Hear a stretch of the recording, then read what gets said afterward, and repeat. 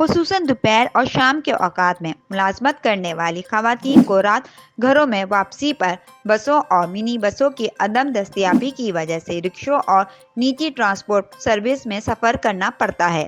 خواتین کا کہنا ہے کہ رات کے اوقات میں ملازمت سے واپس گھروں میں پہنچنا اور کٹھن مرحلہ بن گیا ہے۔ جب شہر میں بڑی بسیں اور منی بسیں زیادہ تعداد میں موجود تھیں اور تمام روڈز پر رات گھر تک چلتی تھیں تو ان گاڑیوں میں خواتین کے لیے سفر کرنا آسان ہوتا تھا، کیونکہ ان میں خواتین کے لیے لیڈیز کمپارٹمنٹ الگ ہوتے تھے۔